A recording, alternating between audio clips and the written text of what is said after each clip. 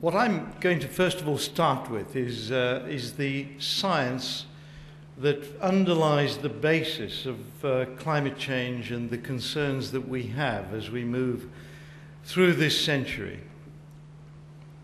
Back in 1827, the great French mathematician Fourier said to himself, I should be able to calculate the average temperature of the planet's surface because I know what's heating it up, it's the sun.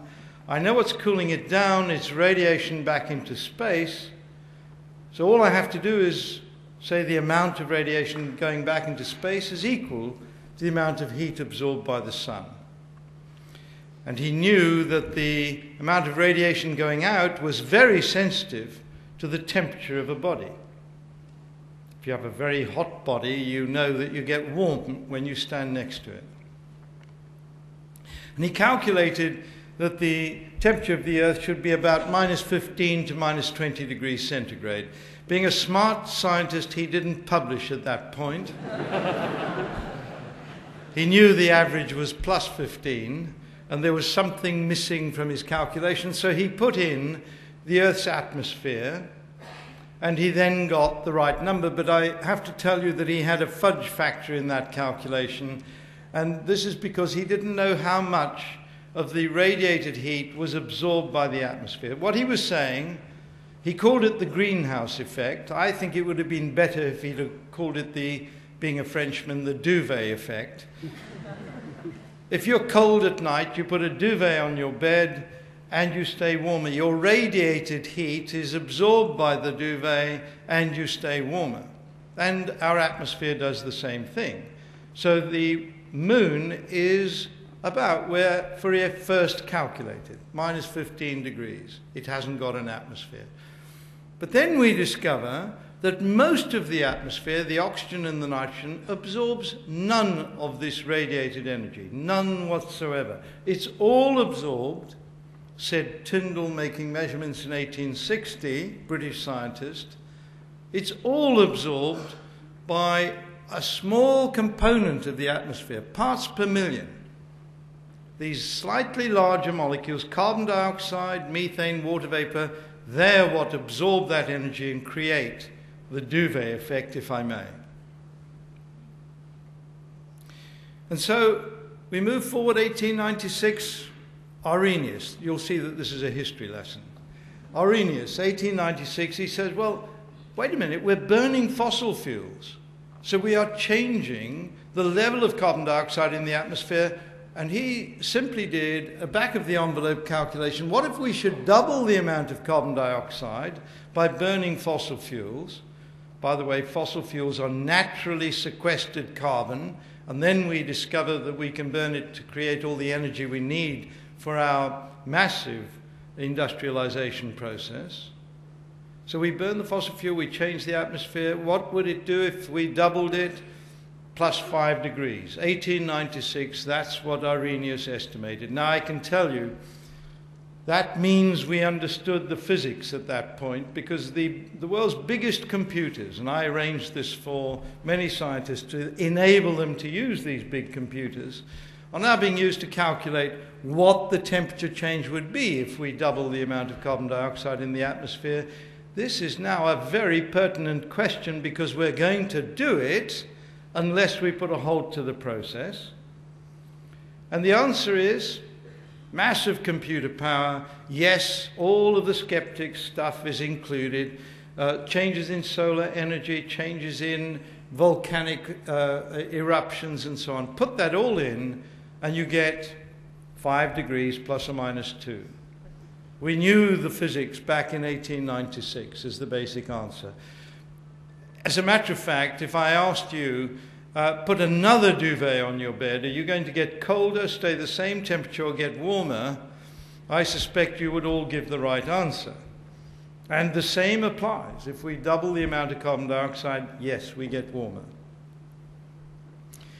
And so the question amongst the scientific community is no longer, is this a man-made effect? Of course it is.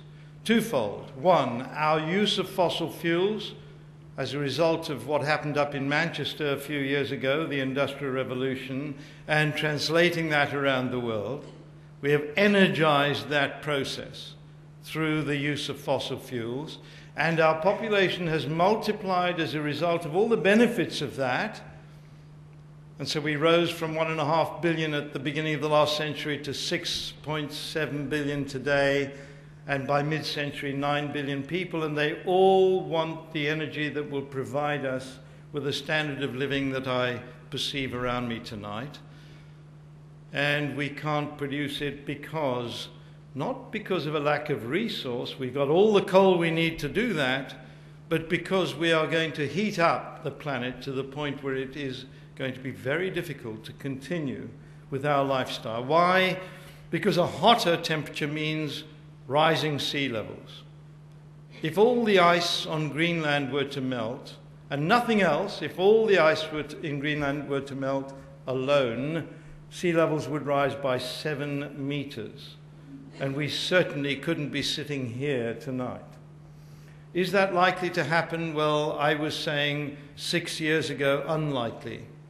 I'm afraid that that's having to be revised. We're now losing around, excuse the metrics, 200 cubic kilometers of ice from Greenland per annum. 200 cubic kilometers. Imagine the size of that cube. That's the amount of summer ice that Greenland is losing and is going into the oceans. And that gives rise to sea level rises. 80% of our human population lives within less than a meter rise of sea level. So imagine the destabilization of our geopolitical system with a sea level rise of the order of 1 or 2 meters. And that is on the cards, I'm afraid. If we look at the state of Arctic ice, again, the scientific community, who have been occasionally accused, and I certainly have, of scaremongering, have been conservative on this. It was anticipated that Greenland, reversible melting of Greenland ice wouldn't happen for a very long time. It was certainly anticipated that Arctic sea ice would be with us to the end of the century. Then the estimates dropped to mid-century, and we're now talking about losing the Arctic sea ice perhaps in 5 to 10 years. That's summer ice. Why should we worry about that? The reflectivity of the ice is 85%. It bounces straight back into space. The reflectivity of the ocean underneath it is 15%. Right? So what we see is a sudden increase in temperature resulting from the loss of sea ice. The impacts of climate change are going to be enormous if we don't manage the problem. The impacts of climate change are going to be big even if we manage the problem. So we're going to have to manage the impacts region by region, city by city, country by country, as we move forward in time. The inertia in the climate system is about 30 years. The next 30 years of climate change is with us. And if we turn into well-behaved societies, then we can begin to manage the worst impacts that would have otherwise appeared in the second half of this century. That's why I describe this as the biggest challenge our civilization has ever had to face up to. It's a collective problem. It requires a collective response of all countries.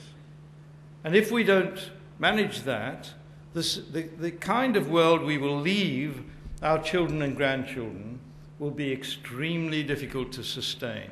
We owe it to them, surely, to do what we've seen so many people are already beginning to do. What is required is response from individuals, and that we've seen tonight, voluntary responses, changes in behavior which means that we actually invert that process of admiring people who use an enormous amount of energy and rather turn it around and admire people who use very little energy. I got into trouble with Mr. Ferrari by referring to Ferraris as an exemplar. We need to change individually our culture. If you're a politician, this also means you have to embed it in all of your thinking, not just make one speech on climate change and then make a different speech in which climate change is not mentioned about GDP growth. If we fully embed the problem, we need to see that we put GDP growth, controlling inflation, and reducing carbon emissions all up there at the top of our agendas. And this also means, of course, the private sector companies who see this challenge, this massive decarbonisation of our economy, as an opportunity. Those are the companies that will be taking us into the future. And we've seen a piece of that tonight. I have really had my spirits raised by what I've seen, so many thanks for allowing me to participate.